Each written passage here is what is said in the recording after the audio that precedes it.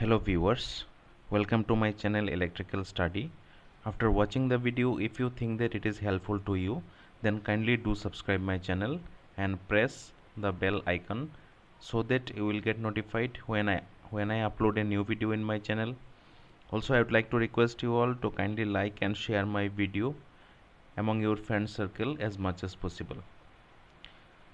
तो DC machine की आज की जो वीडियो है उसमें हम डिस्कस करेंगे कि किस तरह से हम लोग आर्मेचर रिएक्शन के जो इफेक्ट है उसको एलिमिनेट कर सकते हैं। ओके, सो प्रीवियस वीडियो में मैंने डिस्कस किया था what is armature reaction and what are the effect of armature reaction. So till now अगर आप लोग उस वीडियो को अभी तक वॉच नहीं किए तो उसका जो प्लेलिस्ट का लिंक होगा, डीसी मशीन का प्लेलिस्ट का लिंक मैं डिस्क्रिप्शन बॉक्स में दूंगा। प्लेलिस्ट में विजिट करके आप लोग पिछले वाला जो वीडियो है उसको पहले वॉच कीजिए, जिससे कि आर्मेचर रिएक्शन का जो बेसिक कॉन्सेप्ट है वो आपको क्लियर हो जाएगा। Okay, so without wasting time let's start today's video. So आज के टॉपिक में आने से पहले मैं थोड़ा आप लोगों को ब्रीफ डिस्क्रिप्शन देता हूँ पिछले वीडियो के बारे में, जिसमें हमने डिस्कस किया था आर्मेचर रिएक्शन के बारे में। ओके, सो आर्मेचर रिएक्शन बेसिकली क्या होता है, डीसी मशीन में हमारा दो पार्ट होता है, एक होता है स्टेटर पार्ट, एक होता है रोटर पार्ट। स्टेटर मतलब स्टैटिक पार्ट और रोटर पार्ट जो होता है वो रोटेट करता है। ओके, तो स्टेटर में हम जब इलेक्ट्रिकल सप्लाई प्रोवाइड करते हैं, स्टेटर में वाइंडिंग होता है, तो स्टेटर वाइंडिंग में जब हम लोग इलेक्ट्रिकल सप्लाई करते हैं तो स्टेटर में क्या होता है, एक फ्लक्स जनरेट होता है। ओके, जिसको हम लोग बोलते हैं स्टेटर फ्लक्स 5 S। ओके, तो जब रोटर रोटेट करेगा तो रोटर में देखिए यहाँ पे स्लॉट्स होगा, स्लॉट्स में कंडक्टर होगा। So when rotor starts rotating then the conductors of the rotor will cut the magnetic fluxes. After that according to Faraday's law of electromagnetic induction EMF will get induced across these conductors, that means rotor conductors. Okay, rotor conductors में EMF generate होगा और इसी बीच क्या होगा, rotor में भी एक flux generate होगा जिसको हम बोल सकते हैं रोटर फ्लक्स। ओके, उसके बाद आता है हमारा कॉन्सेप्ट ऑफ आर्मेचर रिएक्शन, जिसमें क्या होता है, जो रोटर फ्लक्स होता है वो स्टेटर फ्लक्स को ओपोज करता है, जिसकी वजह से जो मैग्नेटिक फ्लक्स लाइन होता है, यहाँ पे देखिए फ्लक्स लाइन एकदम स्ट्रेट गया है N pole to S pole के बीच में। तो जब रोटर फ्लक्स स्टेटर फ्लक्स को अपोज करता है तब जो मैग्नेटिक फ्लक्स लाइन है वो स्ट्रेट ना होके इस तरह से डिस्टॉर्शन इसमें आता है। ओके, मैग्नेटिक फील्ड लाइंस पे डिस्टॉर्शन आता है। सो ये जो इफेक्ट होता है रोटर फ्लक्स का स्टेटर फ्लक्स के ऊपर, इसको हम बोलते हैं आर्मेचर रिएक्शन। ओके, तो इसका इफेक्ट भी हमने स्टडी किए हैं। आज हम देखेंगे कि किस तरह से हम लोग इसका जो इफेक्ट होता है, इफेक्ट को मिनिमाइज कर सकते हैं। राइट, सो इसका जो फर्स्ट इफेक्ट था, फर्स्ट इफेक्ट कुछ ऐसा था कि हमारा जो यहाँ पे देखिए जो मैग्नेटिक फ्लक्स लाइन गया है वो हॉरिजॉन्टल लाइन पे है। ओके, तो इसके साथ अगर हम 90 डिग्री लाइन को कंसीडर करें तो उसको हम बोलते हैं मैग्नेटिक न्यूट्रल एक्सिस और ज्योमेट्रिकल न्यूट्रल एक्सिस। राइट, इसी एक्सिस पे क्या होता है, हमारा जो ब्रशेस होता है, ब्रशेस जिसके थ्रू हम लोग करंट को आर्मेचर से कलेक्ट करते हैं, वो ब्रश एक्सिस भी यहाँ से शिफ्ट हो जाता है। ओके, यहाँ पे देखिए आप लोग, यहाँ पे एक अल्फा एंगल पे हमारा जो ब्रश एक्सिस है वो शिफ्ट हो गया है। अगर ब्रश एक्सिस शिफ्ट हो जाता है तब हम लोग जो करंट कलेक्ट करते हैं आर्मेचर से उसका रेट कम हो जाता है। ओके, मतलब जितना करंट हम लोग कलेक्ट करना चाहिए उतना हम लोग कलेक्ट नहीं कर सकते हैं। ओके, तो इसका जो करेक्टिंग एक्शन है इसको हम बोल सकते हैं कि हम लोगों को first action, correcting action first one, कि हम लोगों को ऐसा कोई मैकेनिज्म डेवलप करना पड़ेगा जिससे क्या होगा, जब आर्मेचर रिएक्शन होगा तब जो जियोमेट्रिकल न्यूट्रल एक्सिस या फिर मैग्नेटिक न्यूट्रल एक्सिस है वो शिफ्ट हो जाएगा। सो ड्यूरिंग शिफ्टिंग हमारा जो ब्रश एक्सिस है उसको भी हमें शिफ्ट करना पड़ेगा। राइट, तो अगर brush axis geometrical neutral axis के साथ शिफ्ट हो जाता है तब ये प्रॉब्लम सॉल्व किया जा सकता है। ओके, ये हो गया हमारा correcting action number 1। Second number पे जो आता है वो कुछ ऐसा होता है कि देखिए हम लोग इलेक्ट्रिकल मशीन्स पे एक टेक्निक यूज़ कर सकते हैं जिसको बोलते हैं इंटरपोल टेक्निक। ओके, तो ये होता है डीसी मशीन का जो क्रॉस सेक्शनल डायग्राम है वो इसमें आप लोग देखिए बीच में क्या है, रोटर है, और रोटर में स्लॉट्स है। स्लॉट्स में जो डॉट अब दिख रहे हैं वो है कंडक्टर्स। ओके, स्लॉट्स में जो दो डॉट दिख रहे हैं वो होता है हमारा कंडक्टर्स। ओके, और यहाँ पे जो ब्लू और रेड कलर में जो है वो है इसका पोल्स। मशीन का जो पोल होता है दैट मीन्स स्टेटर पोल, वो होता है पोल, राइट। और इसके बीच में आप लोग देख सकते हैं यहाँ पे हमने 4 एक्स्ट्रा पोल यूज़ किया है, 1 2 3 4। ये चारों पोल्स को हम लोग बोलते हैं इंटरपोल्स।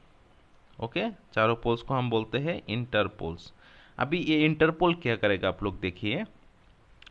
हमारा मेन प्रॉब्लम क्या है, मेन प्रॉब्लम है रोटर में एक फ्लक्स जनरेट हो रहा है जो स्टेटर का फ्लक्स को डायरेक्ट ओपोज कर रहा है, जिसकी वजह से आर्मेचर रिएक्शन हो रहा है। तो अगर हम रोटर के फ्लक्स को ही एलिमिनेट कर दे, ओके, तब क्या होगा, तब हमारा आर्मेचर रिएक्शन नहीं होगा क्योंकि अगर रोटर फ्लक्स ही नहीं रहेगा तो स्टेटर फ्लक्स को कौन अपोज करेगा, कोई अपोज नहीं करेगा, जिसकी वजह से आर्मेचर रिएक्शन का प्रॉब्लम नहीं रहेगा। ओके, तो इसके लिए हम लोग क्या कर रहे हैं, देखिए यहाँ पे हम लोग दो जो पोल होता है एन पोल और एस पोल, इन दोनों पोल्स के बीच में हम लोग क्या कर रहे हैं, एक एक्स्ट्रा पोल यूज कर रहे हैं जिसको बोलते हैं इंटरपोल्स। ओके, इसको हम बोलेंगे इंटरपोल्स। अभी अगर यहाँ पे इंटरपोल्स हो गया, ओके, इंटरपोल्स हो गया, तो इंटरपोल्स भी एक फ्लक्स जनरेट करेगा जिसको हम बोल सकते हैं phi I, that means flux generated by interpoles यहाँ पे हो जाएगा। ओके, अभी ये फ्लक्स उतना होना चाहिए जिससे क्या होगा, ये जो इंटरफ्लो पोल का फ्लक्स होगा इसका मैग्नीट्यूड और रोटर फ्लक्स का मैग्नीट्यूड सेम होना चाहिए। Okay, so that means phi I must be equal to phi R. Okay, interpoles जितना फ्लक्स जनरेट करेगा वो रोटर फ्लक्स की इक्वल होना चाहिए, और क्या होना चाहिए, ऑपोजिट होना चाहिए, राइट, ऑपोजिट होना चाहिए। तो अभी अगर देखिए, अभी अगर रोटर फ्लक्स का और इंटरपोल फ्लक्स का मैग्नीट्यूड सेम हो गया, राइट, और इंटरपोल में जो फ्लक्स जनरेट हो रहा है वो ऑपोजिट होगा, तभी क्या होगा, ये जो इंटरपोल फ्लक्स है ये रोटर फ्लक्स को एलिमिनेट कर देगा, राइट, एलिमिनेट कर देगा। तो इस तरह से हम लोग रोटर फ्लक्स को अगर एलिमिनेट कर दे तो यहाँ पे आर्मेचर रिएक्शन का जो प्रॉब्लम है वो नहीं रहेगा। Okay, so this way we can eliminate the effect of armature reaction. So basically interpoles वाला जो कॉन्सेप्ट है वो हमारा स्मॉल मशीन्स पे यूज़ किया जाता है। ओके, तो अभी क्वेश्चन आता है कि हमारा जो लार्ज मशीन होगा, लार्ज मशीन में कौन सा कॉन्सेप्ट आएगा। तो लार्ज मशीन में हम लोग दूसरा कॉन्सेप्ट यूज़ करते हैं, क्योंकि लार्ज मशीन इंडस्ट्रीज पे यूज़ होता है, तो इंडस्ट्रीज पे कभी लोड बढ़ता है कभी लोड घटता है, right. So that means load will increase, load will decrease, okay, और सडनली मोटर को जनरेटर ये को स्टॉप भी किया जा सकता है। तो इतना अगर लोड फ्लक्चुएशन होगा तो इंटरपोल्स यहाँ पे अच्छी तरह से काम नहीं करेगा। ओके, तो इसीलिए हमारा एक दूसरा कॉन्सेप्ट यहाँ पे काम करेगा, उसको हम बोलते हैं compensating winding. Okay, so this is correcting action number 3। Correcting action number 2 कौन सा है, इंटरपोल्स वाला। इंटरपोल्स वाला हो गया करेक्टिंग एक्शन नंबर 2, और कॉम्पेंसेटिंग वाइंडिंग वाला करेक्टिंग एक्शन नंबर 3। तो यहाँ पे हम लोग क्या करेंगे, कॉम्पेंसेटिंग वाइंडिंग आप लोग समझ सकते हैं कि ये भी एक तरह का वाइंडिंग है। ओके, तो ये वाइंडिंग को कहाँ पे प्लेस किया जाता है, हमारा जो पोल्स होता है, हमारा पोल्स पे ये वाइंडिंग प्लेस किया जाता है। ओके, बीच में जो पार्ट है इसको हम बोलते हैं रोटर पार्ट। ओके, और यहाँ पे जो होता है इसको हम बोलते हैं स्टेटर पार्ट। तो स्टेटर पार्ट में हम लोग एक्सटर्नल वाइंडिंग्स का यूज़ करते हैं। ओके, तो अभी कॉन्सेप्ट कुछ सेम ही है। अभी आप लोग देखिए, अगर हम स्टेटर में एक्सटर्नल वाइंडिंग्स का यूज़ करें, सो that means current will pass through this windings. Okay, तो वाइंडिंग्स मतलब क्या हो गया, कंडक्टर। अभी किसी भी कंडक्टर के थ्रू अगर करंट पास करेगा तो उसका जो सराउंडिंग्स एरिया है उसमें एक फ्लक्स जनरेट होगा जिसको हम बोलते हैं कॉम्पेंसेटिंग वाइंडिंग फ्लक्स। ओके, अभी जो कॉम्पेंसेटिंग वाइंडिंग फ्लक्स है ये कितना होना चाहिए, हमारा जो रोटर फ्लक्स होगा उसकी इक्वल होना चाहिए। ओके, और क्या होना चाहिए, ऑपोजिट होना चाहिए। सो इस तरह से क्या होगा, हमारा जो रोटर फ्लक्स होगा वो न्यूट्रलाइज हो जाएगा। ओके, एंड जो आर्मेचर रिएक्शन का इफेक्ट होगा वो भी नहीं रहेगा, क्योंकि रोटर फ्लक्स नहीं रहेगा, इसके लिए आर्मेचर रिएक्शन का इफेक्ट भी नहीं रहेगा. So this way we can eliminate the effect of armature reaction in case of small DC machines and large DC machines. So I hope all of you have understood each and every points of this process, elimination process. Still you have any queries, you can ask in comment section. और video अगर अच्छी तरह से समझ में आ गया तो video को लाइक कीजिएगा और जितना ज़्यादा हो सके शेयर कीजिएगा. Thank you for watching.